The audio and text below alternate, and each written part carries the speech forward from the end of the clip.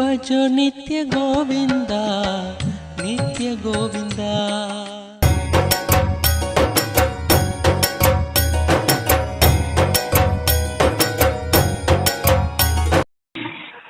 வணக்கங்கண்ணா, சொல்லுங்கண்ணா. எனக்கு ஒரு இது மாஸ்டர்கிட்ட கேட்கணும். சொல்லுங்கண்ணா. நாங்க ஒரு இது ப்ராக்டிஸ் பண்றோம். எப்படின்னா அதாவது ஆடி ஒண்ணு தை ஒண்ணு. அதாவது எப்படின்னா உத்தராயண காலம் ஆரம்பிக்கிறது ஆடி ஒண்ணு, தட்சிணாயன காலம் ஆரம்பிக்கிறது தை ஒண்ணு. ஸோ உத்தராயண காலத்துல காலையில 4 to 6 பிரீத் ரைட் சைட்ல இருக்கணும். அப்ப நெக்ஸ்ட் 6 monthsக்கு நம்ம உடம்புக்கு வர்ற வியாதிகள் சரி இந்த மாதிரி இதெல்லாம் நெகட்டிவ் இதெல்லாம் கொஞ்சம் நல்லிஃபை ஆயிரும். அதே மாதிரி தட்சிணாயன காலத்துல தை ஒண்ணு ஆரம்பிக்கிறப்ப லெஃப்ட் சைட்ல காலையில 4 to 6 ஜஸ்ட் லெஃப்ட் சைடுக்கு மேல இருக்கிற மாதிரி பார்த்துக்கிட்டா அது நார்மல் ஆயிரும். அந்த மாதிரி நாங்க ப்ராக்டிஸ் பண்ணிட்டு இருக்கோம். இது குரு நம்ம மாஸ்டர்கிட்ட கேட்கணும், இது நம்ம சொல்லலாமா நம்ம டீமுக்கு அப்படின்னு. நான் கேட்டு சொல்றேங்கண்ணா. சரி, ரைட், ஓகே. ஓகேங்கண்ணா. கண்ணு சாரி மாத்துறது, அது என்னதான் மூச்சை மாற்றினாலும் என்ன அது 6 மாதம் ஒருக்கா மாற்றுற மாதிரி பண்ணாங்க. அப்புறம் தினமும் காலையில் எழுந்திரிச்சு 4 மணிக்கு பிரம்ம முகூர்த்தத்தில் சேஞ்ச் பண்ணிடணும். எவ்ரி 2 hours ஒன்ஸ் மூச்சு சேஞ்ச் ஆகிட்டே இருக்கும், செக் பண்ணி சேஞ்ச் பண்ணிடணும். அது திங்கள் புதன் வெளியில் ஒரு மூக்கில் ஓடும், செவ்வாய் வேளன் சனியில் ஒரு மூக்கில் ஓடும். செவ்வாய் சனி ஞாயிறில் ஒரு மூக்கில் ஓடும், வியாழக்கிழமை மாற்றி ஓடும். ஏறுபிறையில் ஒரு மாதிரி இறங்குபிறையில் ஒரு மாதிரி ஓடும். அதை பார்த்து மாற்றணும். அதுவும் இல்லாமல் நம்ம டே டு டே லைஃப்பில் எவ்ரி 2 hours ஒரு தடவை மூச்சு மாறிக்கிட்டே இருக்கும். அதை செக் பண்ணிக்கிட்டே இருக்கணும். மாறிச்சுன்னா நம்ம திருப்பி விடணும். அதை இயற்கையில் நம்ம வாதப்பத்தை சிலத்துக்கு தகுந்த மாதிரி அது மாறும். ஆண்டவங்களை பெரிய உடம்பு கொடுத்துருக்கான், மூச்சு காற்று தானே உள்ளே போயிட்டு வர கொடுத்துருக்கான், நம்ம எந்த முயற்சியும் பண்ண கிடையாது, மனசு கொடுத்துருக்கான், எல்லாம் பண்ணியிருக்கிறான். நேர காலம் கிரக கோளாறுகளுக்கு தகுந்த மாதிரி இந்த மூச்சு மாறும். மூச்சு மாறி நமக்கு நோயை உண்டு பண்ணும். அது ஒரு சர்க்கிள், அது பரிணாம வளர்ச்சியோட சர்க்கிள். நம்ம இறப்பு பிறப்பை தீர்மானிக்கிறது அதுதான். அதெல்லாம் கண்டுபிடிச்சான், முன்னோர்கள் அதெல்லாம் கண்டுபிடிச்சான். நான் பல தடவை சொல்லுவேன், ஒரு எழுதுவான், கசைக்கு தூக்கி எறிவான், அதை தூக்கி பிடிச்சி நம்ம குஞ்சிருக்கிறோம் அப்படிங்கிற மாதிரி சொல்லுவேன் நான். வேண்டாங்கிறதெல்லாம் ஒரு கண்டுபிடிப்பில் கண்டுபிடிச்சிட்டு அதோட பெருசாக கண்டுபிடிச்சி தூக்கி எறிவான். அது தூக்கி நம்ம கையில் பிடிச்சிட்டு அனுப்பணும், தூக்கி கொண்டாடிட்டு இருப்போம். காக பசண்டா ஓலை, இது போகரோட ஓலை அப்படின்ட்டு அந்த கணக்கு. இதெல்லாம் அவன் ஈமனையும் அப்புறம் அழகாக ஆசனங்கள் கண்டுபிடிச்சான். அதுக்கப்புறம் பிராணாயாமங்கள் கண்டுபிடிச்சான், பிரத்யாரம் கண்டுபிடிச்சான். அதில் அந்த அந்த பிராணாயாமத்துக்கும் பிரத்யாரத்துக்கும் நடுவில் வரும்போதே அவன் கிரியா, முத்ரா, பந்தா நிறைய சமாச்சாரங்களை கண்டுபிடிச்சான். உடல் ரீதியாக தான் முதல்ல மனிதன் ஆரம்பித்தான். உடம்பை எப்படி ஆரோக்கியமாக வச்சுக்கிறது, சாவாமல் எப்படி இருக்கிறது, இதான் அவனோட குறிக்கோளாகவே இருந்துச்சு. செத்து போயிடறோம், வயசான நோய் வந்துடுது, நோய் வரக்கூடாது, உடம்பு வயசாகக்கூடாது, நிறைய தெரியும், இளமையாகவே இருக்கணும், சாகாமே இருக்கணும்னு போட்டி போட்டு நிறைய கஷ்டப்பட்டான் 20,000 வருஷமாக. அதில் கண்டுபிடிக்கப்பட்டது இதெல்லாம். அதுக்கப்புறம் தெரிஞ்சுட்டான் ஒரு கட்டத்தில் இயற்கையின் சுற்றுலா எதுவும் பெருசாக பண்ணிட முடியாது தெரிஞ்சுட்டான். அதுக்கப்புறம் தான் அடுத்தடுத்த கட்டத்துக்கு போனான். பிரதிகாரம் தியானத்துக்கு போனான். அதுக்கப்புறம் தியானத்துக்கு மேலே சமாதிக்கு போய் போக முடியும் அப்படிங்கிறது அக்செப்டேஷனுக்கு அதுக்கப்புறம் தான் வந்தான். அதனால் எதனால் சாரி மாத்திரம்? இப்போ நான் இந்த மூக்கு சாரி மாற்றிக்கிட்டேன், இந்த 6 மாதம் வரைக்கும் அதை மாற்றினேன், 6 மாதம் வரைக்கும் அதை மாற்றினேன், தினம் வடிகாலில் மாற்றுறேன் அப்படின்னாக்கா நான் பல வருஷங்கள் மாற்றிட்டு கொஞ்சம் தான் மாற்றிட்டு இருக்கலாம். மாற்றிட்டு இருக்கிறனால நம்ம பெருசாக நடந்துடும் அப்படின்லாம் இல்லை. அதேமாதிரி வயசாக தான் போதும், அதேமாதிரி சாக தான் போகிறோம். நீ மாற்றி விட்டுட்டு மதியானம் 1 மணிக்கு பார்த்தீங்கன்னா அது மாறி இருக்கும். நாங்கள் அக்குபஞ்சரில் இது நீங்கள் சாரியில் பார்க்குறீங்க, நாங்கள் பிராண சரீரத்துலேயும் அந்த மாதிரி மாற்றிருக்கோம். பிராண சரீரத்தில் ஜூன்கள்னு சொல்லுவாங்க. நம்ம உடம்புல இருக்கக்கூடிய எலக்ட்ரோ மேக்னெட்டிக்கல் வேவ் இருக்கு இல்லையா, அந்த எலக்ட்ரோ மேக்னெட்டிக்கல் வேவ்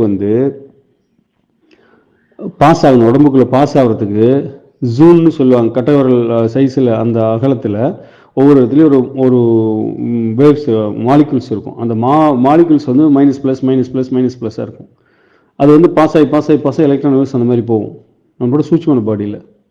அது போகிறதுக்கு சூட்சும பாடியில் அது போகிறதுக்கு பரவலாக மேகம் மாதிரி போயிடாமல் ஒரு ரூட்டில் போகிறதுக்காக அதில் சேனல்ஸ் இருக்கும்.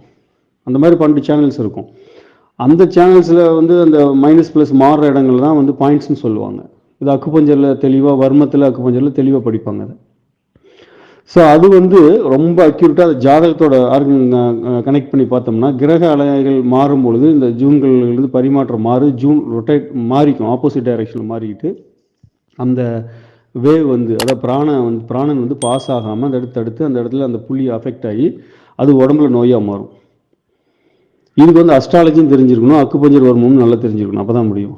அந்த மாதிரி மாறக்கூடியதை பார்த்து அப்படி மாறக்கூடிய ஜூனை வந்து தட்டி விட்டு வருமத்தில் தட்டிவிட்டு நீடில் சரி அக்குபஞ்சர் நீடில் சரிவிட்டு எலக்ட்ரானை பாஸ் பண்ண வச்சுட்டு திருப்பி விடுவோம் நாங்கள். இப்போ இன்னைக்கு இந்த தசை நடக்குது, நமக்கு இந்த நட்சத்திரம் இந்த ராசிலாம் பொறுத்திருக்கும், இந்த தசை நடக்குது, அப்போ இந்த மாதிரியான ரேஸ் வருது, அப்போ நம்ம உடம்புல அனலைஸ் பண்ணி பார்க்கும்போது அதே மாதிரி அது மாறும், அதே மாதிரி நமக்கு நடக்கும், நோய்கள் வரும். இப்போ இதை நம்ம வந்து சரி பண்ணுறதுக்காக என்ன பண்ணுவோம்னா நாங்கள் அந்த மாதிரி பண்ணுவோம். அப்படி மாற்றி விட்டு மாற்றி விட்டுட்டு ஒரு 1/2 hour கழிச்சு பார்த்தீங்கன்னு வச்சுக்க மாறி இருக்கும். அப்போ பொழப்பு என்னாச்சுன்னு கேட்டிங்கன்னா, நாள் முழுக்க ஒரு சனி தசை நடக்குது நமக்கு, இல்லை ஒரு 7 நாடு சனி நடக்குது, ஒரு அஷ்டம சனி நடக்குது, டைம் சரியில்லை, கிரகங்கள்லேருந்து அவர்களுடைய அலைகள் சரியில்லைன்னா நம்ம தாட்டை தான் முதல்ல அஃபெக்ட் பண்ணுது. ஃபஸ்ட்டு மனோசரீரம் தான் அஃபெக்ட் ஆகும், அப்புறம் பிராண சரீரம் அஃபெக்ட் ஆகும், அப்புறம் ஃபிசிக்கல் பாடி அஃபெக்ட் ஆகும். இதுதான் சிஸ்டம் இருக்குது. இப்போ அவரு சொல்கிறது வந்து நம்ம ஃபிசிக்கல் பாடியில் வந்து பண்ணக்கூடிய விஷயம். அதுக்கு அடுத்த லெவலில் இருக்கக்கூடியது நான் சொல்கிறது வந்து பிராண சரீரத்தில் உள்ள போதே நாங்கள் வேலை செஞ்சுருக்கோம் 20 வருஷத்துக்கு முன்னால்.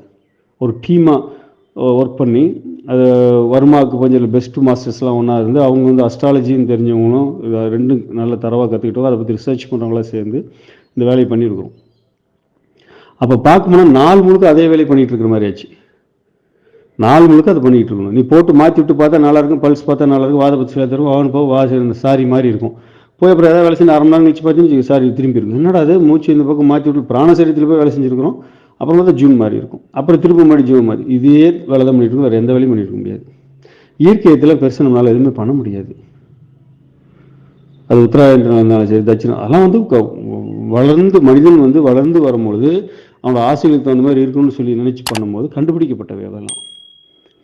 அதுக்கப்புறம் இது ஒன்றும் பண்ண முடியாதுன்னா அவன் ஃபிசிக்கல் பாடியில் வேலை செஞ்சுட்டு அதுக்கப்புறம் போய் ஈத்தரிக் பாடியில் வேலை செஞ்சுட்டு அவன் வந்து மனோசரீரத்தில் போய் வேலை செய்கிறான். அதுக்கப்புறம் இப்படி ஒன்று இருக்குது, ஏன் ஃபெயிலியர் ஆகுதுன்னு கண்டுபிடிக்கணும், அடுத்த சரீரத்தை கண்டுபிடிக்கிறான், மனோசரீரத்தில் போய் வேலை செய்கிறான். அப்புறம் அப்போ கண்டுபிடிக்கப்படுறதான் தியானங்கள். அதுவும் நம்மளால் ஒன்றும் பண்ண முடியாதுன்னு தெரிஞ்சு போச்சு. சக்தியினோட கூறுபாட்டில் நம்மளால் எதையுமே செய்ய முடியாது, ஆக்கவோ அழிக்கவோ நம்மளால் முடியாது. ஒன்றா மாத்திரம் தான், அது every action will be reaction நடந்துக்கிட்டே இருக்கும். அப்படி போகும்போது தான் ஒவ்வொரு கோஷங்கள் இருக்கிறதே கண்டுபிடிச்சான். ஸோ ஸ்டெப்ஸில் அதெல்லாம் வர்றது, அது பண்ணுறனால ஏதாவது நடக்கும்னா பெருசாக அது நடக்காது. நம்ம ஆன்மீக வளர்ச்சி சும்மா செஞ்சுக்கலாம். நான் ஏதாவது செய்யணும் அப்படின்னு ஒரு புடிமானம் இருந்தால் தான் நம்மளால் செய்ய முடியும். ஒரு மந்திரங்கந்திரன்னு சொன்னால் தான், ஒரு சாமி கும்பிட்டா தான் மேலே வரணும், எடுத்தோன்னு 1 மணி நேரம் கொடுத்து ஒரு நாள் தியானம் பண்ண முடியாது. அப்போ 10 நிமிஷத்துக்கு அந்த மாதிரி அவனுக்கு ஏதாவது அந்த மாதிரி செஞ்சுக்கலாமா ஒழிய ஆன்மீகத்தின் முதல் நிலையில் இருக்கிறவங்களுக்கு செஞ்சுக்கலாம். பெருசானால என் லைஃப் மாறின பையன் ஒன்றும் வராது. நீ செஞ்சாலும் அதுதான், ரெட்டை குழந்தை பிறகு தான், நீ செஞ்சாலும் உனக்கு அதுதான் நடக்கும், செய்யாட்டி அதான் நடக்கும். என்ன நீ எதாவது ஒன்று செய்யணும், அப்போ தான் நீ அதை அந்த டச்சில் இருப்ப, இல்லை வேறு எதாவது வேறு டச்சில் போயிடுவேன். நல்ல உணவு எடுத்துக்கணும், நல்ல உடற்பயிற்சி செய்யணும், நல்ல புக்ஸ் படிக்கணும், நல்ல மியூசிக் கேட்கணும், நல்லவரோட சேரணும் அப்படின்னு சொல்கிறதுக்கு நம்ம வளர்கிறதுக்காக. இல்லை நெகட்டிவ் சுவிட்ச் இருக்கு, நம்மளை தாக்கிடும். பழக்க வழக்கங்களில் காலையில் ஒரு பழக்க வழக்கத்தை கிரியேட் பண்ணிக்கணும், அதுக்காக இதை இழுத்து போட்டுக்கலாம். இது ஒரு பெரிய விஷயமே கிடையாது. இது ஒரு 5 நிமிஷம் செய்ய வேண்டிய விஷயம். உட்காரும் போது இந்த பக்கம் நீ மாற்றி உட்காந்தீங்கன்னா முடிஞ்சு போச்சு. தலையை ஒரு பக்கம் சாச்சி உட்காந்தீங்கன்னா உன்னோட வலது மூக்கில் வாசி ஓடிட்டு இருக்குது, நீ சாட்சி இந்த பக்கம் இடது மூக்கில் மாற்றினா வலது பக்கம் சாஞ்சி உட்காந்து தானாக மறிக்கும். இல்லை படுத்தினா ஒரு ரங்கநாராசனத்தில் படுத்தினா முடிஞ்சு போச்சு. அது துண்டை சுருட்டி கிச்சத்துக்குள்ள வச்சேன்னா முடிஞ்சு போச்சு.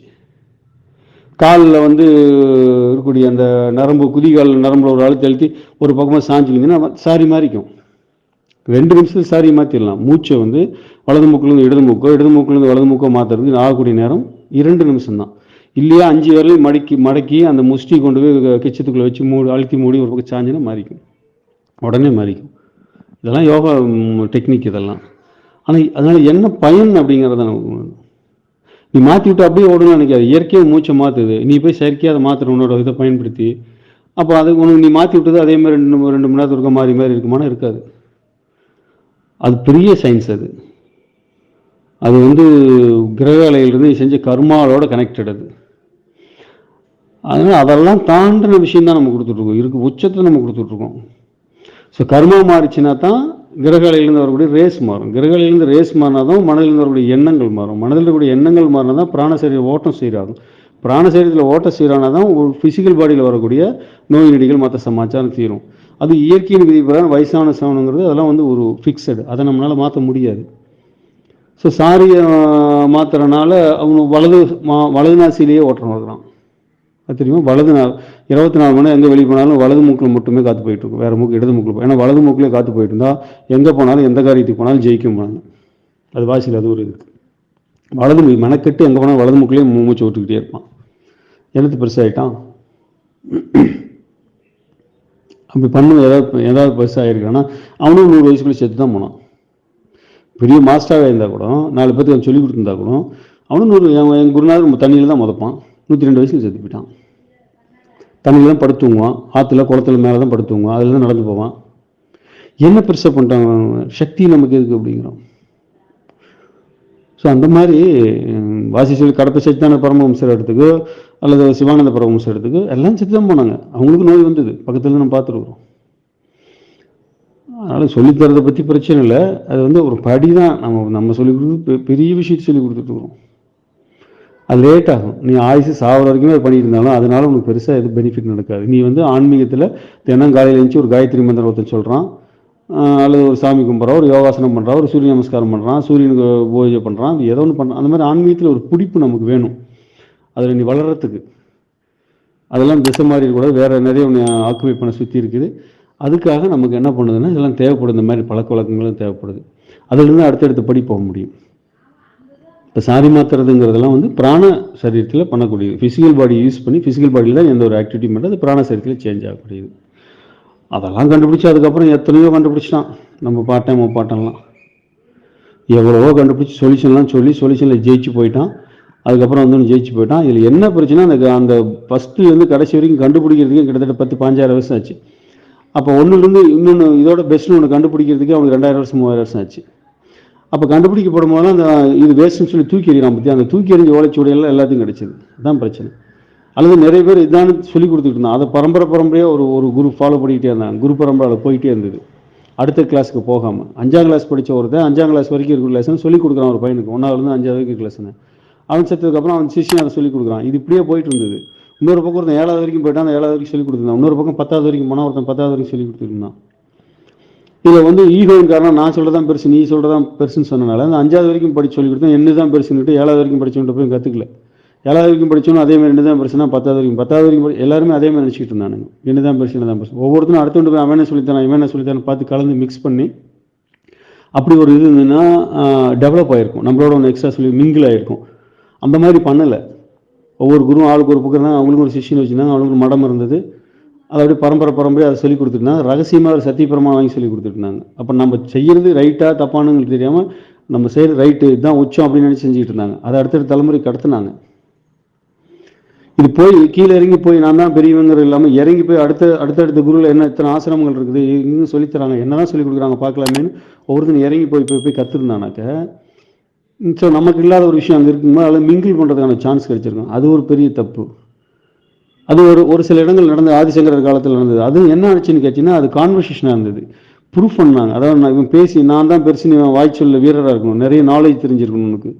இவனை பற்றி பெருசாக சொல்லுவான், அவனை பற்றி சொல்லுவான், 2 பேருக்கு வாக்குவாதம் நடக்கும். அந்த வாக்குவாதத்தில் யார் ஜெயிக்கிறாங்களோ அவங்க தான் வின்னர். தோற்று போனவங்க ஜெயிச்சவங்களோட சிஷியரோட போய் அவங்க அந்த இதை தழுவுன்னு அவங்களோட சேர்ந்துக்கணும். இப்படி நாடு முழுக்க சுற்றி ஆதிசங்கர் வாக்குவாதம் பண்ணி எல்லாத்தையும் தான் இதுக்கு மாற்றினார். என்னதுதான் பெருசு, அது அத்வைதம் துவைதம் அதெல்லாம் இருக்கும்போது அந்த மாதிரியான ஒரு வசிஷ்டாஸ் வைதம்லாம் இருக்கும்போது அந்த மாதிரியான அந்த ஒரு காலகட்டத்தில் அந்த மாதிரி நடந்துகிட்டு இருந்தது. ப்ராக்டிஸ் பண்ணியா நாலேஜ் வச்சுட்டு ஒன்றுமே பண்ண முடியாது. ப்ராக்டிஸ் பண்ணானா அவனுக்குள்ளே ஏதாவது நடந்துதா, நம்ம செய்யக்கூடிய பயிற்சி நமக்குள்ளே ஏதாவது ஒன்று பண்ணுதா, நம்ம மேலே போகிறோமா அப்படிங்கிறதெல்லாம் இருக்குது. இல்லை அதெல்லாம் பார்க்கணும். அதெல்லாம் இருக்குது.